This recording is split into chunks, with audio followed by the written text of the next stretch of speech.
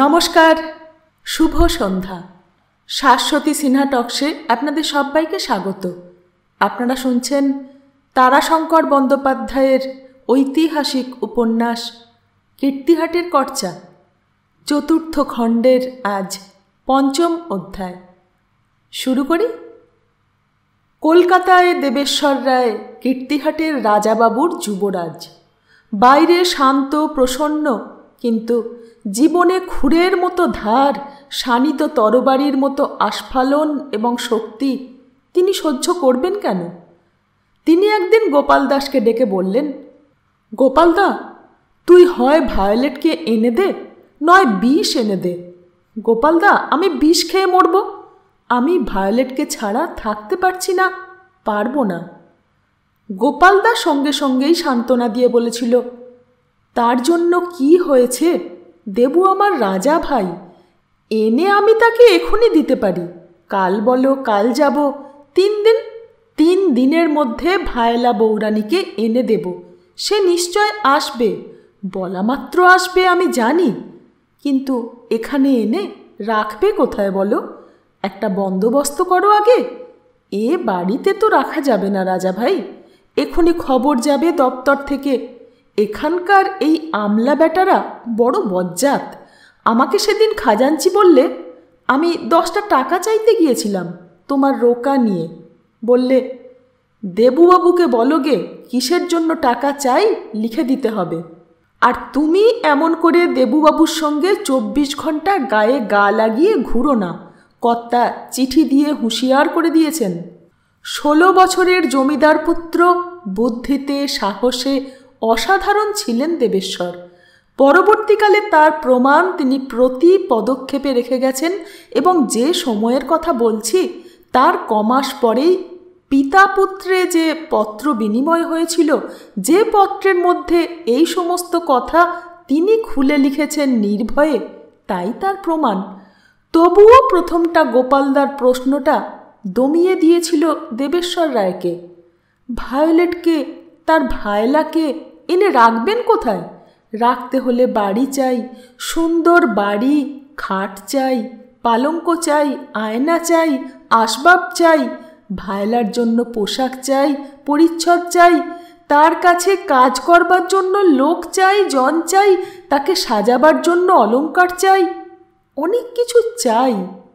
সামনে তখন তার পরীক্ষা, এন্ট্রান্স পরীক্ষা।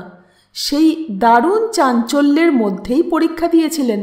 পরীক্ষার পরই এই চিঠি তিনি লিখেছিলেন তার বাল্যসঙ্গিনী পিসি অন্নপূর্ণা দেবীকে। তখন তিনি কাশীতে। অন্নপূর্ণা দেবী সে চিঠি পেয়ে ভাইপোকে চিঠির উত্তর দেননি। একটি লাল টুকটুকে কোণে খুঁজতে শুরু করেছিলেন কাশী অঞ্চলেই।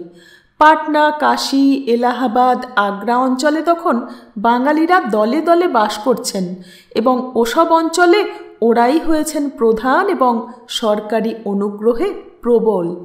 ডাক্তার বাঙালি, উকিল বাঙালি, ডেপুটি বাঙালি, সাব ডেপুটি বাঙালি। বাঙালিরা তখন ICS হয়েছে। সত্যেন্দ্রনাথ ঠাকুরের পর সুরেন বাড়ুজ্জে, রমেশ দত্ত, বিহারীলাল গুপ্ত পাশ করে এসেছেন। বাঙালি তখন ভারতবর্ষের দিগ্বিজয় করছে ইংরেজি বিদ্যে আর ইংরেজের পৃষ্ঠপোষকতায়। তাদের অনেকজন প্রদেশান্তরে নতুন বটগাছের মতো শাখা প্রশাখা বিস্তার করেছে। কাশীতেই কি বাঙালি তখন কম? কাশী আর বৃন্দাবন, এ দুটি তীর্থই তো বাঙালির তীর্থ। কাশীর বাঙালি টোলাকে ভয় এবং খাতির কাশীধামের পাণ্ডারাও না করে পারত না। বৃন্দাবনে বাঙালির খাতির আরও বেশি। বিশেষ করে রাজা রাধাকান্ত দেববাহাদুরকে যে খাতির ইংরেজ সরকার দেখিয়েছিল, তা দেখে সারা ভারতবর্ষ চমকে গেছিল। রাজা নবকৃষ্ণ ছিলেন ক্লাইভ সাহেবের দেওয়ান। তার পোষ্যপুত্রের ছেলে রাজা রাধাকান্ত দেববাহাদুর, তিনি ইংরেজের অনুগত ছিলেন, কিন্তু তাদের অযথা আনুগত্য দেখাননি। তার ব্যক্তিত্বের এবং কীর্তির জন্যে ইংরেজ সরকার তাকে KCIE খেতাব দিয়েছিল। তখন তিনি বৃন্দাবনবাসী, গৃহত্যাগ করে চলে এসেছেন বৃন্দাবন। খেতাব নিতে তিনি গেলেন না কলকাতা লাট সাহেবের দরবারে। লিখলেন, আমি হিন্দু, আমি বানপ্রস্থ নিয়ে বৃন্দাবনে এসেছি। এখান থেকে আর আমার কলকাতা ফেরার উপায় নেই, তাতে আমাকে ধর্মভ্রষ্ট হতে হবে। শেষ পর্যন্ত আগ্রায় স্পেশাল দরবার করে লাট সাহেব তাকে খেতাব দিয়েছিলেন। আগ্রা নাকি বৃন্দাবনের 12 বনের মধ্যে প্রথম বন, অগ্রবন। সেখান পর্যন্ত এসেছিলেন রাজা রাধাকান্ত দেব বাহাদুর। কোত্থেকে কোথায় যাচ্ছ সুরেশ্বর? বাঙালির সেকালের মহিমা আমার জানা আছে, তুমি তোমার দেবেশ্বর রায়ের কথা বলো। হেসে সুরেশ্বর বললে, জানা আছে তা জেনেও আমার সন্দেহ হয় সুলতা। জানাটা বেশ মনে মনে তলিয়ে বিচার করে জানা তো। আজকে যারাই স্বাধীন দেশে পলিটিক্যাল পার্টির মধ্যে আছে তারা সবাই তোমরা প্রমাণ করতে ব্যস্ত যে তোমাদের পূর্বপুরুষরা সে পলাশির যুদ্ধের পর থেকেই ইংরেজের সঙ্গে শত্রুতা সেধে আসছে, কোনো অনুগ্রহ নেয়নি বা নাওনি। বাড়িতে কেউ লাঠিতে তেল মাখিয়ে, কেউ গাদা বন্দুক নিয়ে ইংরেজ তাড়াবার কল্পনা করেছ। আমরা যারা জমিদার রাজা বা ধনীদের বংশধর, সব অপরাধ আমাদের। অর্চনা হেসে বললে, সুরদা, হঠাৎ তুমি যেন মেজাজের ব্যালেন্স হারিয়েছ। বুঝেছি তুমি কেন সেটা হারিয়েছ। চুপ করে গেল সুরেশ্বর। একটা দীর্ঘ নিঃশ্বাস ফেলে সামনে তাকিয়ে রইল। কয়েক মুহূর্ত পরেই সুলতা সবিস্ময়ে দেখলে সুরেশ্বরের বড় বড় চোখ দুটি কানায় কানায় জলে ভরে উঠেছে। সুরেশ্বর চোখের পাতা বন্ধ করতে পারছে না। ভয় হচ্ছে চোখের পাতার চাপে জল গড়িয়ে ঝরে পড়বে। সুরেশ্বর, আমি বলছি সুলতাদি, আমি বলি। রায়বাড়ির এই জবানবন্দির সবটাই আমি জানি। সুরদা আর কাউকে বলেনি, কিন্তু আমাকে না বলে পারেনি, আমি জানি। অর্চনা বললে, কথাগুলো যা তোমাদের হচ্ছিল তা ও ঘরে বসে আমি শুনছিলাম, আর কুড়ারাম রায়ের পাঁচালির নকলখানা পড়ছিলাম। আমি ভাবছিলাম, ঠিক এই রকমই ভেবেছিলাম সুলতাদি। অবশ্য তুমি রাগ করবে এটা বুঝতে পারিনি, কারণ এখনও ঠিক যেন মনে ধারণাই করতে পারি না তুমি কোনো রকমে কীর্তিহাটের রায়েদের ভালো মন্দ তারা যা করেছে তার সঙ্গে জড়ানো আছো। থাকার তো কথা নয়। রায়বাড়ির কর্তাদের হাত যাদের ওপর পড়েছে তারা বেশিরভাগ ক্ষেত্রেই ভেঙে গেছে। তবে কিছু কিছু লোক আছে যারা সত্যিই খুব বড় হয়েছে, তারা অবশ্য রায়বংশের কাউকে এখন আমলে আনে না। সুরদার ঠিক এমন ধরনের কিছু হবে, মানে চঞ্চল হবে, কি ছেলে মানুষের মতো কেঁদে কেঁদে ফেলবে, আমি তা ভেবেছিলাম। এইভাবে যখন ও চঞ্চল হয় তখন খানিকটা পাগলের মতো হয়ে যায়। বড় ঠাকুরদা দেবেশ্বর রায়কে ও বড্ড ভালোবাসে। তার ঋণ, যেটা তার মধ্যে রায়বংশের পুরনো শ্যামাকান্তের ঋণকে আবিষ্কার করেছে, বলে দেবেশ্বর রায় সে ঋণটা শোধ করতে চেয়েছিলেন, কিন্তু তা করতে তাকে দেননি আমার দাদা শ্বশুরের মা, দেবেশ্বর রায়ের পিসিমা, সুরদার অন্নপূর্ণা মা। আমি তাকে বলতাম বড় মা। আমার বিয়ে হবার পর ওই নামেই তাকে ডাকতাম। আমার বিয়ে হলো এই জানবাজারের বাড়ি থেকেই বিয়ে হয়েছিল। বড় জ্যাঠামশাই মানে যজ্ঞেশ্বর রায় আসেননি, ছেলেরাও কেউ আসেনি, কিন্তু দুপুরবেলার দিকে ট্যাক্সি করে জ্যাঠাইমা এসেছিলেন, সঙ্গে একজন ঝি। একটা আংটি দিয়ে গিয়েছিলেন। এখান থেকে হরিশ মুখুজ্জে রোডের বাড়িতে বড়মার সঙ্গেও দেখা করে প্রণাম করে গেছিলেন। বিয়ের মাস 2 পরই বড়মা, আমার অন্নপূর্ণা মা, অসুখে পড়লেন। যেন এই বিয়েটার অপেক্ষাতেই তিনি ছিলেন। বলতেনও, আমাকে বলতেন, দেখ তুই গত জন্মে আমাকে জন্ম দিয়েই পালিয়েছিলি। দেখ, সংসারে প্রসব করে সন্তানের সেবা আর ঈশ্বরের সেবা 2 সমান। সে যে না করে তার জীবনে ঋণ থাকে, জন্মান্তরে ঋণ শোধ করতে হয়। সেই শোধ করতে এসেছিস। নে, বেশ করে সেবা কর, তেল গরম করে এনে পায়ে মালিশ কর, পিঠে মালিশ কর। আমি আর ঝিয়ের কাজ নেব না।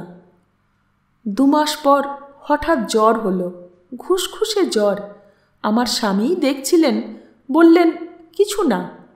হেসে বড়মা বললেন, কিছু না নয় রে, তোর বউয়ের সঙ্গে আমার 8 জন্মের মার সঙ্গে হিসেব নিকেশের পালা পড়ল।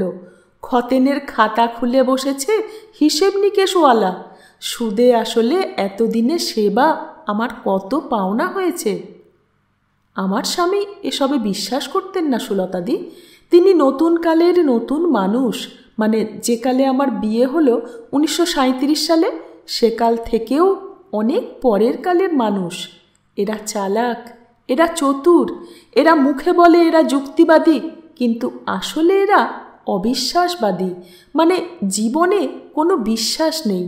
যা আজকাল মানে মহাযুদ্ধের পরে স্বাধীন ভারতবর্ষে সব মানুষের মধ্যে দেখতে পাচ্ছ। তিনি লুকিয়ে মদ খেতেন, তিনি... চুপ করে গেল অর্চনা। কণ্ঠস্বর রুদ্ধ হয়ে আসছিল।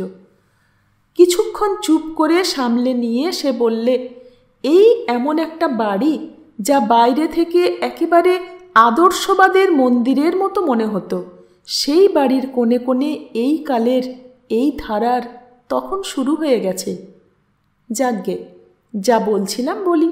রায়বাড়ির জবানবন্দি, কীর্তিহাটের কর্চা, যা সুরদা ছবিতে এঁকেছে, তার মধ্যে দেবেশ্বর ঠাকুরদার প্রথম জীবনের সব কথাই জমা ছিল। এই বড়মা সুরদার অন্নপূর্ণা মার কাছে। তিনি নিজে নিজের মৃত্যুর কথা জানতে পেরেছিলেন, বুঝতে পেরেছিলেন। তাই দিন 15 পর চিঠি লিখে ডেকে পাঠালেন সুরদাকে। আমাকে দিয়েই লেখালেন, এবার আমি যাইব, আমার কাজ শেষ হইয়াছে, আমার মায়ের আসন পাতিয়া দিয়াছি, এবার আমার ডাক আসিয়াছে, আমি যাইব। তোমাকে কিছু বলিবার আছে, তোমাদের বংশের কিছু কাগজপত্র আমার নিকট আছে, তাহা তোমাকে দিতে চাই এবং তোমাকে কিছু বলিতেও চাই। সুরদা চিঠি পেয়ে এলো।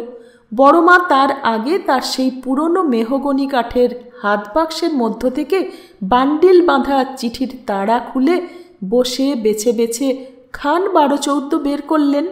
বললেন, চিঠিতেই সব আছে, এতেই সব পাবি, কিন্তু ঠিক ধরতে পারবি নে যেসব কথা সামনাসামনি দেবুর সঙ্গে কি দাদার সঙ্গে হয়েছে তা তো চিঠির মধ্যে নেই। তার থেকে আমি বলি, তুই শোন। সে অনেক কথা রে। সেদিনের কথা আমার চোখের উপর ভাসছে সুলতাদি। কলকাতা পৌঁছেই সুরদা এসে হাজির হন আমাদের বাড়িতে। বড় মায়ের দরজায় দাঁড়িয়ে ডাকলে, বড়মা। বড়মা তার দিকে তাকিয়ে বললেন, এসেছিস, আয়, দেখ। ওই কথাগুলি বললেন। তারপর বললেন, আমার ডাক এসেছে, আমি এবার যাব, তাই কথাগুলো তোকে বলে যাচ্ছি, আর এই চিঠিগুলো সেই কথার দলিল, তোকে দিয়ে যাচ্ছি, তোকে মনে করিয়ে দিয়ে যাচ্ছি রে তোর দেনার কথা, তোর দায়ের কথা, তোর ইচ্ছের কথা। সুরদা বুঝতে পারলে না, অবাক হয়ে মুখপানে তাকিয়ে রইল বড় মায়ের মুখের দিকে। বড়মা বললেন, কি, কিছু মাথায় ঢুকছে না তোর? সুরদা হেসে বললে, না বড়মা, ঠিক ঢুকছে না, একটু গোলমাল ঠেকছে। বড়মা বললেন, কই, আমাকে রাঙা পিসি বলে ডাকতো। ওরে, তুই যখন ছেলেবেলা বাপের সঙ্গে আসতিস তখন আমার দেখলেই মনে হতো তুই আমার সেই দেবু, আমার গোড়া ভাইপো। তাই তোকে ঠিক দেবুর ছেলেবেলার পোশাকের মতো পোশাক তৈরি করিয়ে দিয়েছিলাম। তোর বাপকে বলেছিলাম ওই পোশাক পরিয়ে ওকে নিয়ে আসিস আমার কাছে। জ্বর হওয়া অবধি স্বপ্ন দেখছি তুই এসে বলছিস, রাঙা পিসি, তোমার কাছে আমি যেসব দেনা করেছিলাম তার হিসেবগুলো আছে, আমাকে বলে দাও। আমি তোমার দেবু, রাঙা পিসি, গোড়া ভাইপো। এই নামটি, গোড়া নাম, তাকে আমিই দিয়েছিলাম। গোড়া মানে সাহেব গোড়া নয়, নবদ্বীপের গোড়া চাঁদ। জানালার ধার থেকে ফিরে এসে বসল সুরেশ্বর। বললে, তুই কথা বাড়িয়ে ফেলছিস অর্চনা, দে, আমাকেই বলতে দে। সুলতা, গোড়াতেই বলেছি এবং এখন অর্চনাও বলেছে, অন্নপূর্ণা মা আমার চেহারার সঙ্গে আমার ঠাকুরদার মিল দেখতে পেতেন। শুধু অন্নপূর্ণা মা কেন, মেজ ঠাকুরদা শিবেশ্বর রায়ও বলেছিলেন সে কথা। রায়বংশের শ্রেষ্ঠ সুপুরুষ ছিলেন আমার দাদা দেবেশ্বর রায়। তুমি তার মতো, হয়তো তার থেকেও উজ্জ্বল। মিল যে আছে সে তার ছবির সঙ্গে মেলালে তুমিও বের করতে পারবে। তার উপর ঘটনাচক্রে জানবাজারের বাড়িতে হঠাৎ কুইনি এবং হিলডাকে দেখে তার পুরনো কথাগুলো, যেগুলো তিনি ভুলে যেতে বসেছিলেন, সেগুলো নতুন করে মনে পড়েছিল। শুধু মনে পড়া নয়, একটা ধাক্কা যা তিনি সেকালে খেয়েছিলেন তা আবার নতুন করে তার মনে পড়েছিল। ঘটনাগুলো বলে যাই, তাহলেই তুমি বুঝতে পারবে কেন তিনি কুইনিকে দেখে চঞ্চল হয়েছিলেন, কেন তিনি আমাকে বলেছিলেন কুইনির বাড়িখানা তাকে ফিরিয়ে দিতেই হবে তোকে, কেন তিনি বলেছিলেন কুইনিকে লেখাপড়া শিখিয়ে জীবনের পথে দাঁড় করিয়ে দিতেই হবে তোকে, এবং কুইনিকেই বা তিনি কেন বলেছিলেন সুরেশ্বরবাবু তোর পড়ার ব্যবস্থা করবেন, সেই মতো পড়াশুনো করবি তুই, বুঝলি? অবলীলাক্রমে বলেছিলেন, যেমন করে আপনার নাতি নাতনি বা তাদের ছেলে মেয়েকে বলা যায় তেমনি করে বলেছিলেন। এমনটা তুমি কখনো অনুভব করেছো কি না জানি নে, তবে আমি অনুভব করেছি, এই কুইনির সম্পর্কেই অনুভব করেছি। কিছুক্ষণ আগেই বলেছি, কুইনিকে নিয়ে ওর সৎ মামা হ্যারিসের সঙ্গে ঝগড়ার যেদিন বিচার করতে গিয়েছিলাম, তার কদিন পর বিবি মহলে অর্চনার সঙ্গে কুইনি এসেছিল আমার সঙ্গে দেখা করতে, এবং বাড়ির দলিলটার সঙ্গে দেবেশ্বর রায়ের কখানা চিঠি সে আমাকে দেখতে দিয়েছিল। সেসব চিঠির মধ্যে আসল যা সত্য এবং জীবনের সঙ্গে জীবনের যে আসল সম্পর্ক, তার একটা হিসেব ছিল। চিঠিগুলো পড়ে যখন মুখ তুললাম তখন কুইনি নেই। ওদিকে সূর্যাস্ত হচ্ছিল। সেই গোধূলির আলোয় শুকনো কাঁসাইয়ের বালুচর পার হয়ে কুইনি তখন সিলুয়েটের ছবির মতো চলে যাচ্ছিল। সে ছবিটাও আমি এঁকেছি সুলতা। ছবিখানা আমার পরম প্রিয়। এই জবানবন্দির মধ্যে সেখানার থাকা উচিত ছিল, কিন্তু নেই। ছবির বিচারে সেইখানাই আমার শ্রেষ্ঠ ছবি। আমার বিচারেই নয়, বিলেতের বিচারেও বটে। কিনতে চেয়েছিল অনেকে, কিন্তু তা আমি দিইনি। ছবিখানা কুইনি আমার কাছে চেয়ে নিয়েছিল। এলিয়ট রোডের বাড়িখানা কেড়ে নেওয়ার খবর পেয়ে যে কথা অন্নপূর্ণামা সেই জ্যাঠামশায়ের বাড়ি যাবার আগে আমাকে বলেছিলেন তা শুনেছ। সে চিঠিখানাও রয়েছে এখানে। পৃথিবীর পুরুষ আর নারী নিয়ে দ্বন্দ্ব চিরকাল, সেই সৃষ্টির আদিকাল থেকে চলে আসছে। বিচিত্র ঘটনা এই যে কোনো পুরুষ যে কোনো নারীকে পেয়ে খুশি নয়, সুখী নয়। সেকালে রাজা রাজরাদের ঘরে ধরে আনা এবং বিয়ে করা নারী তো কম থাকতো না। ভাগবতে শ্রীকৃষ্ণের পরিবারদের সংখ্যা বাদই দাও, ওটা পৌরাণিক। এই তো সেদিনের ইতিহাস।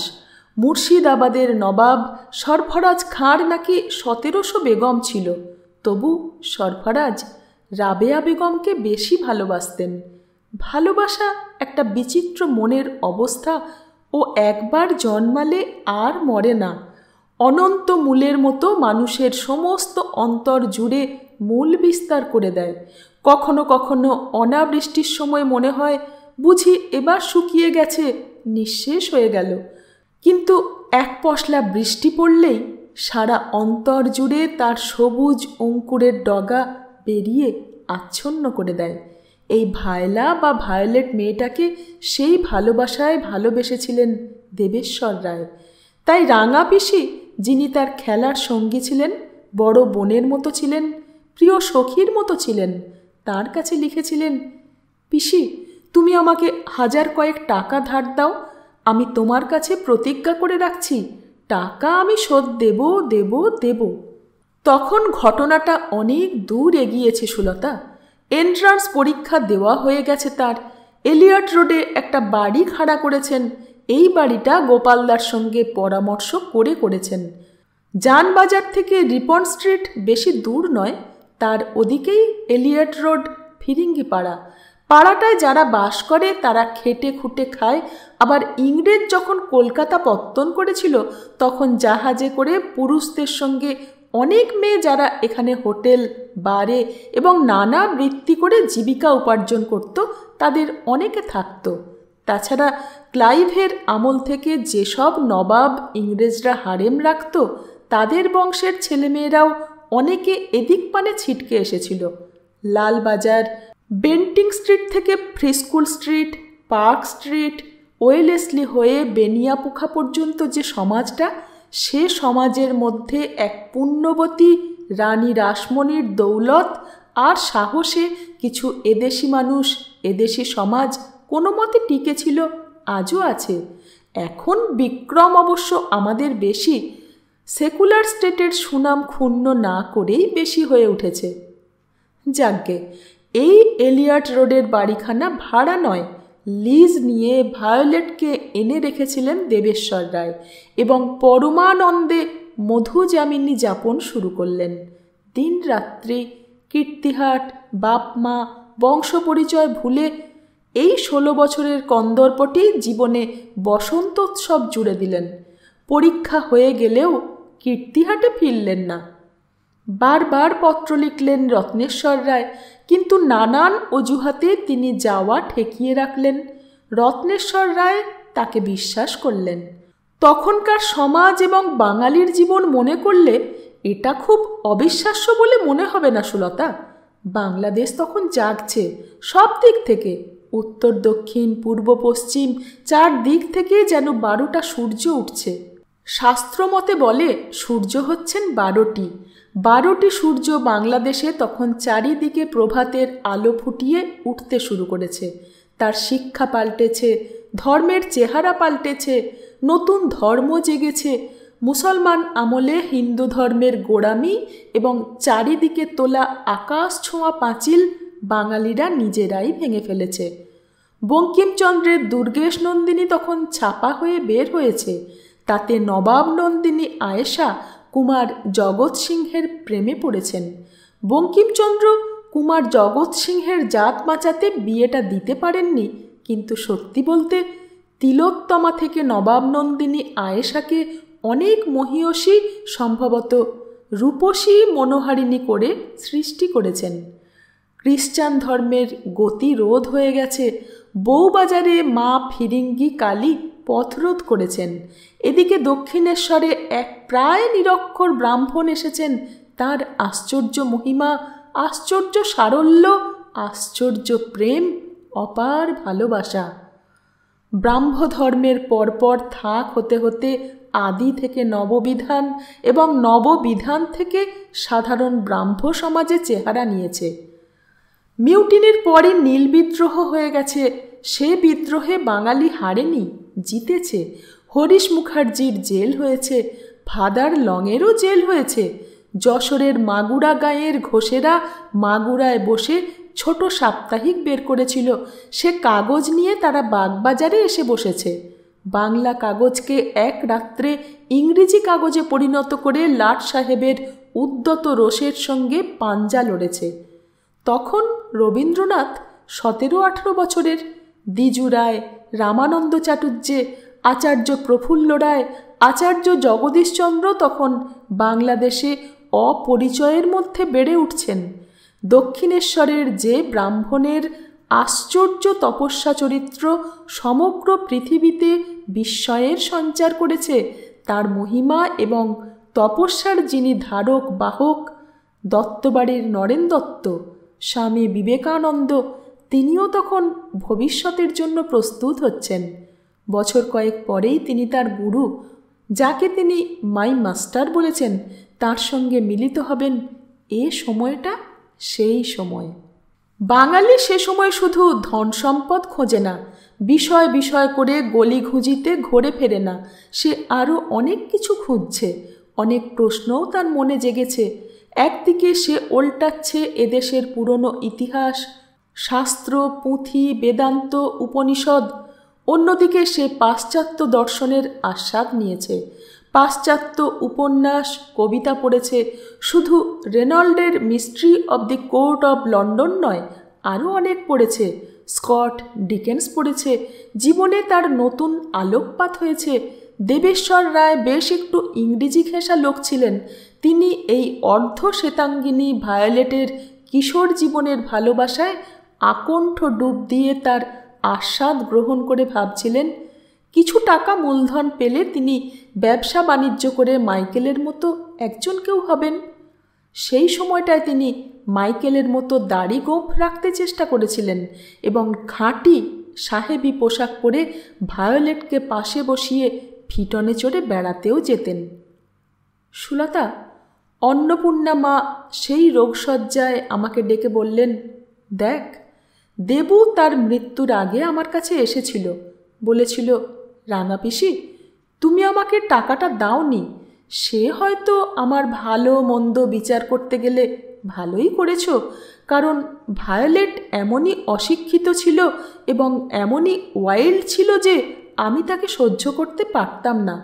তাতে এর থেকেও অনেক বেশি যন্ত্রণা আমাকে সইতে হতো।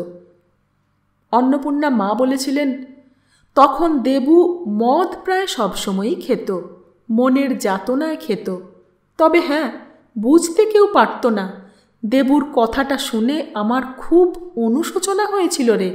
আমি তাকে বলেছিলাম, দেবু, টাকাটা আমি দিতে পারতাম, কিন্তু তোকে যে চিরকালের জন্যে হারাতাম দেবু।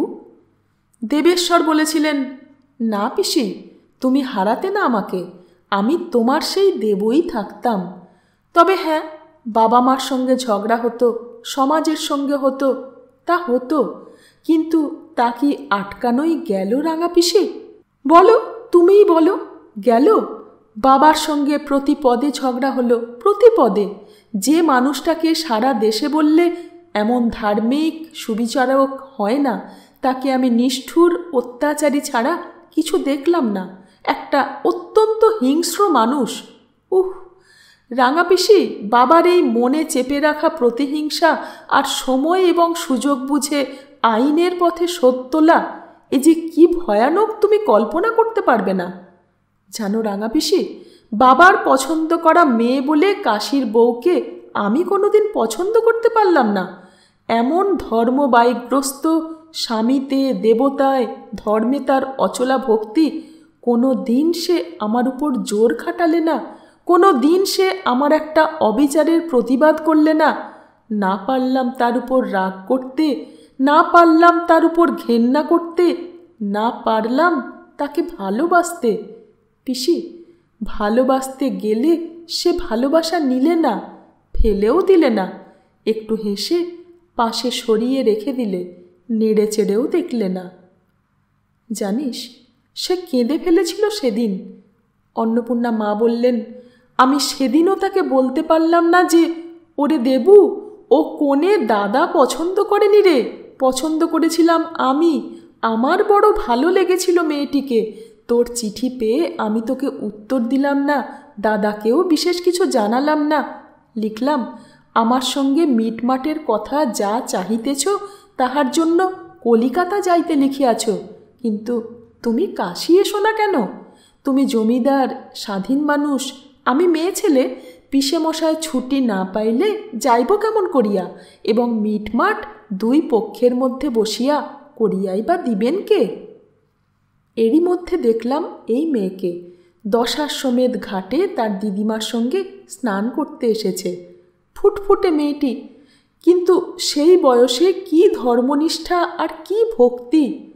পরিচয় নিয়ে জানলুম, দিদিমা নদে জেলার জমিদার বাড়ির গিন্নি। জমিদার থেকেও ব্যবসায় ওদের নামডাক খুব বেশি। অবশ্যই দেশি ব্যবসায়ীদের মধ্যে মেয়েটি গিন্নির মেয়ের মেয়ে। মা মারা যাওয়ার পর থেকে দিদিমার কাছে মানুষ হচ্ছে। আমি পরিচয় দিয়ে পিসে মশাইকে নিয়ে কথাবার্তাটা খানিক বেড়ে রাখলাম। দাদাকে লিখলাম, তুমি শিগগির আসিবে, তুমি এলে মিটমাটের কথা সব হইবে। দাদা আসতে পারলে না। কমিশনার লাট অনেক কথা লিখলে, রায় বাহাদুর খেতাব দেবেন সরকার, তার তদবিরের জন্য এখন দেশ ছেড়ে আসা অসম্ভব। অগত্যা আমি গেলাম কলকাতা।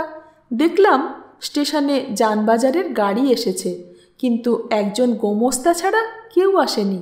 আমার রাগ হলো। আমি যানবাজার গেলাম না, গিয়ে উঠলাম জোড়াসাঁকোয় জ্যাঠামশাইয়ের বাড়ি। সেখানে গিয়ে খবর শুনলাম দেবেশ্বর বন্দুকের গুলিতে আত্মহত্যার চেষ্টা করেছে। অবাক হয়ে গেলাম। দেবু আত্মহত্যার চেষ্টা করেছে বন্দুকের গুলিতে? উত্তরে শুনলাম, হ্যাঁ। পিসেমশাই বললেন, তাহলে এখানে নয়, ফিরে গিয়ে গাড়িতে ওঠ মা, চল ওখানে চল, এই জন্যে কেউ স্টেশনে আসেনি। জানবাজারের বাড়িতে গিয়ে অন্নপূর্ণা দেবী এবং বিমলাকান্ত পৌঁছে দেখেছিলেন রত্নেশ্বর রায় বড় সাহেব ডাক্তারকে বিদায় করছেন। সাহেব তার সঙ্গে হ্যান্ডশেক করে তার ব্রুহাম গাড়িতে চড়ছেন। বলছেন, রয়বাবু, it is only luck that has saved your boy. Offer your thanks and gratitude to God and God alone. I have not done anything. Annapurna মা বলেছিলেন আমাকে, আমি কাশিতে পিসেমশায়ের কাছে ইংরেজি শিখেছিলাম, কিন্তু সাহেবের কথা এক বিন্দু বুঝিনি। পা আমার সিঁড়িতে আটকে গেল, আমি উপরে যেতে পারলাম না। সাহেবকে বিদায় করে দাদা ফিরে এলো ঘরের মধ্যে। পিসেমশায় দাঁড়িয়েছিলেন ঘরের মধ্যে। তিনি বললেন, তাহলে ভয়ের কিছু নেই? গম্ভীরভাবে কীর্তিহাটের রায়রাজা আমার দাদা বললেন, না, তবে যা হবার হয়ে গেলেই তো ভালো হতো। ভগবান আমাকে লজ্জার হাত থেকে বাঁচাতেন, রায়বংশকে পাপের হাত থেকে রক্ষা করতেন। গুলিটা চালাতে চেয়েছিল বুকে, বন্দুকটার বাঁট মেঝেতে রেখে নলটা বুকে লাগিয়ে পা দিয়ে ট্রিগার টিপেছে। এখন বন্দুক তো ফায়ারিংয়ের সময় খানিকটা ঝাঁকি দেয়, ব্যাকপুশ করে, তাইতেই পিছলে গিয়ে গুলিটা বগলের ভিতরে মাংস কেটে বেরিয়ে গেছে। ছররা হলেও ক্ষতি হতো, 2-4টে এদিক ওদিক ঢুকতে পারত। এ একেবারে বুলেট, সুতরাং জীবনহানি হয়নি, কেলেঙ্কারি সার হয়েছে। আমি অবাক হয়ে দাঁড়িয়ে শুনছিলাম, নড়বার শক্তি তখনও আমার হয়নি। পিসেমশাই বললেন, কি বলছো তুমি রত্নেশ্বর? ঠিক বলছি, আমি বাল্যকাল থেকে 18 বছর পর্যন্ত আপনার কাছে মানুষ হয়েছি। আপনি কি আমাকে এমনি মমতাহীন পাষণ্ড করে গড়ে তুলেছিলেন যে নিজের জ্যেষ্ঠ সন্তান, প্রথম সন্তান সম্পর্কে এমনি কথা বলবো? মরাই ওর উচিত ছিল, চেষ্টাও করেছিল, কিন্তু ওর দুর্ভাগ্য, রায়বংশের দুর্ভাগ্য, সব থেকে বেশি দুর্ভাগ্য আমার যে। হঠাৎ চুপ করে গিয়েছিল দাদা, বলেছিল, চলুন ওপরে চলুন, এখানে লোকজনে আমাদের দিকে তাকিয়ে আছে। বাড়ির গোপন কথা, কি কেলেঙ্কারির কথা, সে একরকম ওরা জেনেছে, তার প্রতিবিধান তো করতে হবে, কিন্তু আমাদের কথাগুলো ওদের শুনতে দিয়ে লাভ কি? অন্নপূর্ণা মা থাক থাক করে চিঠিগুলো সাজিয়ে হাতে ধরে বসে কথাগুলি বলছিলেন আমাকে। ঘরের মধ্যে ছিল শুধু অর্চনা, আর কেউ ছিল না। আমি অনেকটাই জানতাম, কিন্তু এমন বিশদভাবে জানতাম না। বাইরেটা দেখে যতটা জানা যায় ততটাই, মর্মকথা নয়। দাদা জানবাজারের বাড়িতে সেবার এসে উঠেছিল খবর টবর না দিয়ে। খবর যা ছিল তাতে দাদার আসবার কথা একদিন পরে, কিন্তু মেদিনীপুর থেকে জেলা ম্যাজিস্ট্রেট চিঠি দিয়ে একদিন আগে আসতে বলেছিলেন চুঁচুড়োতে কমিশনার সাহেবের সঙ্গে দেখা করতেই হবে। সাহেবের কনফিডেন্সিয়াল রিপোর্ট যাবে, সেটা দেখাবেন, কমিশনার নিজেই ডেকেছেন। রত্নেশ্বর রায় জেলা ম্যাজিস্ট্রেটের সঙ্গেই সকালে রওনা হয়ে হাওড়া পৌঁছে ওখান থেকেই গিয়েছিলেন চুঁচুড়ো। বর্ধমান ডিভিশনের কমিশনারের আসন চুঁচুড়োতে, সেখানে তার সঙ্গে দেখা করে খুশি মনেই ফিরছিলেন। মনের মধ্যে ক্রোধের একটা আগুন জ্বলছিল, কিন্তু সেটাকেও তিনি লণ্ঠনের ফানুস পরিয়ে আগুন থেকে সুন্দর একটি লণ্ঠন করে তোলা যায় কিনা ভাবছিলেন। সেটা ভায়োলেট এবং গোপালকে নিয়ে। ভায়োলেট একদা অদৃশ্য হয়েছে কীর্তিহাট থেকে, গোপালই এনেছিল কীর্তিহাট থেকে, এবং দিন কয়েক থেকে একদিন ওই গোয়ানপাড়ারই এক আধবুড়ি গোয়ানবুড়িকে সঙ্গে নিয়ে ভায়োলেটকে এনে তুলেছে এই এলিয়ট রোডের বাড়িতে। বাড়িখানা তখন সদ্য নতুন তৈরি হয়েছে, ছকছকে বাড়ি। বাড়িটা করেছিল একজন খাঁটি সাহেব, যার মতলব ছিল আর হোমে সে ফিরবে না। সেও এক প্রেমের ব্যাপার, এখানে প্রেমে পড়েছিল, তাই ফিরে যাবে না মতলব করেছিল। সেখানে পুরনো বিয়ে করা বউ ছেলে মেয়ে ছিল, একে নিয়ে হোমে গেলে জেল খাটতে হবে। কিন্তু তার ভাগ্য, বাড়ি টাড়ি হলো, কিন্তু যে মেয়েটার প্রেমে পড়েছিল সে মরে গেল হঠাৎ। সাহেব বাড়িটা বিক্রি করে দিয়ে বিলেত চলে গেল। বাড়িটা কিনেছিল কলকাতার বাড়ি ভাড়া ব্যবসায়ী যারা, তাদের একজন, কিন্তু ভাড়া সহজে হচ্ছিল না। বাড়িটার নাম রটে গিয়েছিল অপয়া আনলাকি। গোপাল ঘোষ খবর পেয়ে দেবেশ্বর রায়কে খবরটা দিয়েছিল। তরুণ দেবেশ্বর বলেছিলেন, রাবিশ, অপয়া আনলাকি, ওসব আমি মানি নে গোপালদা, চলো বাড়িখানা দেখে আসি, পছন্দ হলে ওই বাড়িই নেব। নতুন বাড়ি, সাহেবী রুচিতে করা বাড়ি। তরুণ দেবেশ্বরের দেখবা মাত্র ভালো লেগেছিল এবং সেই পথেই বাড়িওয়ালার সঙ্গে কথা বলে পাকা করে ওখান থেকেই গিয়েছিলেন হ্যামিল্টনের বাড়ি। হাতে আংটি ছিল, একটা খুব দামি হীরের আংটি, সেটা পৈতের সময় পেয়েছিলেন। আর একটা আংটি, সেটা বীরেশ্বর রায়ের একটা দামি দুর্লভ নীলার আংটি, সেটা তার আঙুলে শেষ দিন পর্যন্ত ছিল। লোকে বারণ করত এটা পরবেন না, কিন্তু তিনি তা ছাড়েননি। আংটিটার গল্প ছেলে বয়স থেকে শুনেছিলেন দেবেশ্বর রায়। এ নীলা সহ্য হলে রাজা হয় মানুষ। এই আংটিটা একদিন বাপের সম্মুখেই খোলা জহরতের বাক্স থেকে হাত সাফাই করে তুলে নিয়েছিলেন। সেটা পরতেন তিনি, এবং ভায়োলেটকে পেয়ে তার ধারণা হয়েছিল আংটিটা তার সহ্য হয়েছে। হ্যামিল্টনের বাড়িতে গিয়ে বড় হীরের আংটিটা এবং হীরের বোতাম বিক্রি করেছিলেন, আর এই নীলাটা বন্ধক রেখে টাকা কম পাননি, পেয়েছিলেন 10,000-এর বেশি। সেই টাকায় বাড়ি লিজ নিয়ে ফার্নিচার কিনে সাজিয়ে গুছিয়ে ভায়োলেটকে কীর্তিহাট থেকে এনে মধুচন্দ্রিমা যাপন করছেন। দেবেশ্বর রায় বাপ রত্নেশ্বর রায়কে ভয় করেন, কিন্তু অন্তরে অন্তরে বাপের কঠোর সমালোচক। বাপের কাঠিন্য এবং কঠোরতা তাকে তার অজ্ঞাতসারে বিদ্রোহী করে তুলেছিল। তাছাড়া তিনি বেপরোয়া, তিনি গ্রাহ্য কাউকে করেন না।